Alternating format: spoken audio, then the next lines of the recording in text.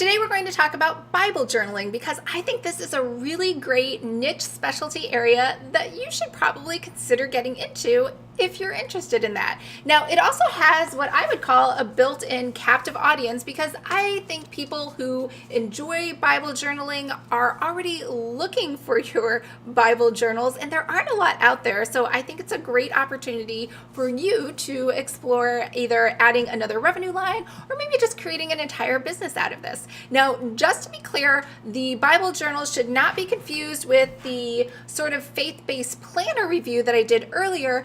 And these are undated and dated planners that are just, I would say, more planners that have some religious aspects brought into them versus the Bible journaling is not really tied to dates. It doesn't have an agenda or a calendar in them. It is more just for people to go through and actually journal like a planner with a purpose, or if you're creating a business plan or something. So it doesn't, I guess what I'm saying is it's not tied to any particular dates or putting dates in here like these other different faith-based planners. So let's take a look at these three different ones because they are very different and what the variations are, and hopefully that will spark some ideas for you, as well as talking about how you can create and market your own. Hi everyone, I'm Lisa from Pretty Fabulous, and I help online businesses create beautiful digital downloads using Adobe InDesign. So if this sounds like you or something you might be interested in, make sure to hit the subscribe button below. I post new videos every Monday and Thursday, and I do unboxings on Saturdays. Just like planners or notebooks, these are going to vary in size, shape, price, materials, and everything else. So these two are from DaySpring, which, if you heard me mention this before, it's a pretty large company. It's owned by Hallmark, and they have a huge line of lifestyle products for Christian-based consumers.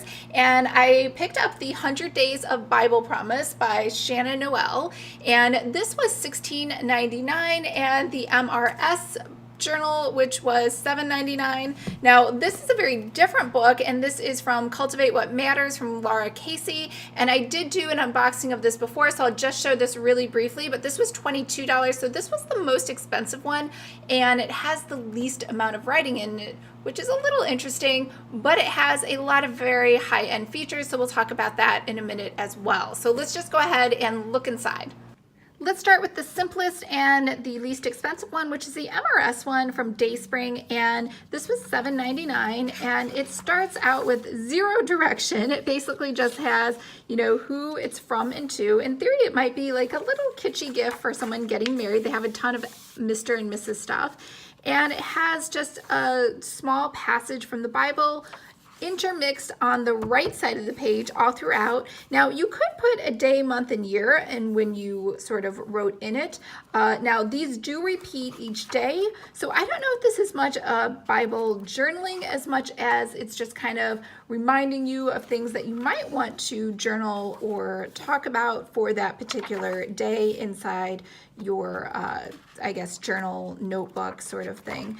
There's nothing here at the back to sort of finish it off. All you have here is just sort of the copyright, and that's kind of it. So this is really simple, and again, it has passages that are clearly just meant for someone who's just been married. Her husband has full confidence in her and lacks nothing of value. She brings him good, not harm, all the days of her life. Proverbs 31:11-12. So again, that is the MRS one. The next one was $16.99. This is also from DaySpring, and it's 100 Days of Bible Promises. This is probably my favorite one, mostly because I feel like when you're doing Bible journaling, you want some more direction, and that's kind of why you picked up a journal in the first place instead of simply just getting a blank notebook. So again, to and from, I think maybe these are all intended as gifts, whether or not you're getting married. And inside here, you have for each day sort of a rinse and repeat system, where on the left, she's written just sort of some guidance on, what this is about. There are some different passages from the Bible. And then over here, they have some space for you to write. And of course, it has cute little decorations and illustrations, just sort of to, I don't want to say entertain you, but to motivate you and get you excited to actually open this up and write in it. And then of course they have a little prayer here at the bottom. So same thing again, just a paragraph that she's written here, passages that are relevant and related from the Bible, has your day number over here, a prayer, and then some space for you to do some writing. So I really, really like this format. And as you can see, the design changes from day to day. Each day is a little different. Now there are 100 days, so I won't flip through all of them because that would be a lot of days. But you can see she's done a good job of sort of keeping the same look and feel in terms of branding, but still making each day a little different, so they all kind of vary, and it kind of keeps your mind engaged and keeps you interested in wanting to turn the page. Now, once you get all the way over to day 100, over here at the end, she flips over, she gives you one blank page, you have a little about the author, and that's pretty much it. So not a whole lot of room for blank space, but that's okay. I think this is just meant for Bible journaling.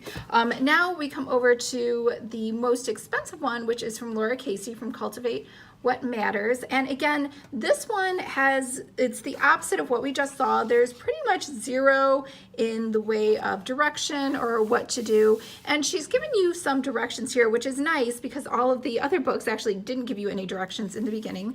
But basically what she's saying, and you can see I did write in this just to see if it bled through. And over here, she's just giving you a Bible passage that you should look up on your own. And then you should say what you're grateful for that day and just sort of your thoughts on that particular passage.